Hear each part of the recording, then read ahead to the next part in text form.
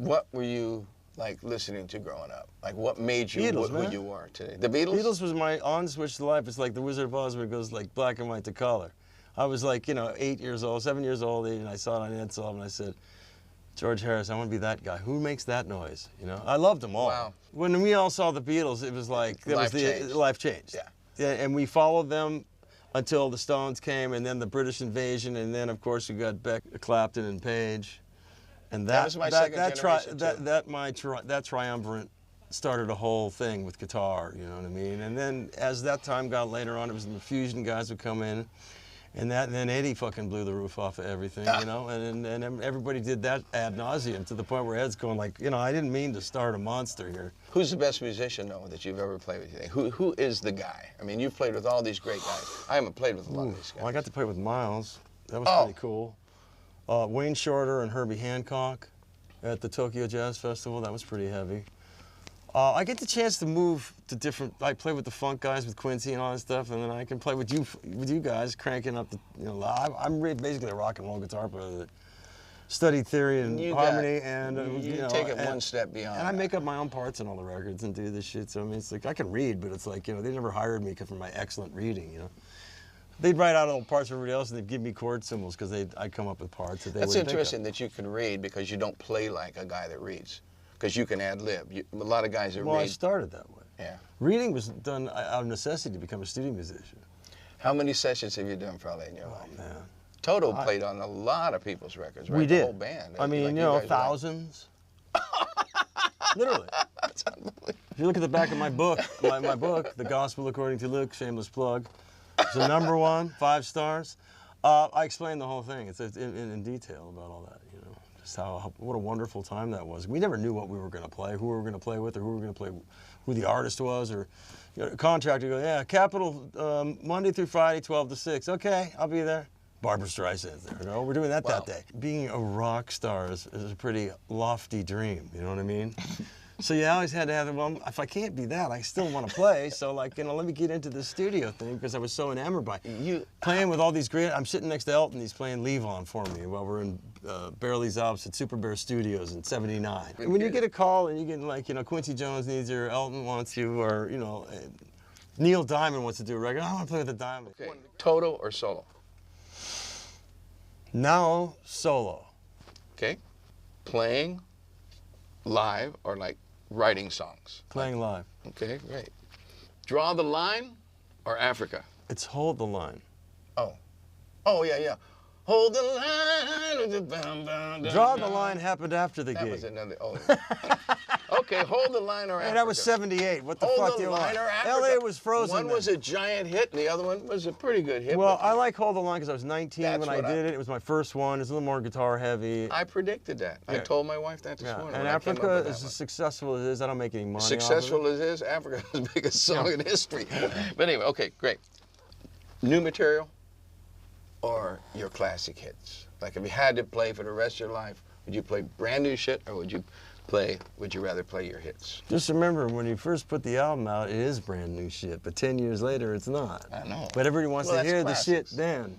They'll listen to a few new tunes as long as you enjoy playing your classics? Yeah, in front of people. You're going to see me sitting around the house playing Africa or something like that. I'd be breaking guitars if I did that. I'm so glad you said that. I hate it when artists, oh, fuck, I don't want to play that song ever again. It's like, a fucking #1 hit. No, you got to play the hits. It's a drag if you don't. Okay. You can sneak some music in there if you give them what they want. Give me a quick Sammy Davis. Come on, just give me a quick Sammy Davis. You are a delight. I haven't done that for a while, so that was a shitty impression. I'm sorry. Steve, seriously, thanks. We're done. Okay, let's go play. Let's go play.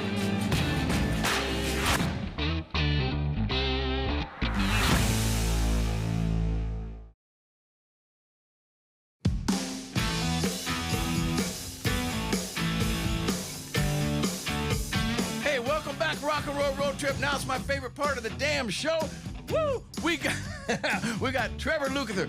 We got, what's your name again? Kenny Aronoff, but we have the man himself, Mr. Steve Lukather, the star of the show. We're going to play a cream song. Okay, come on, ready? Yeah. Turn it off, brother. 1, 2, 3.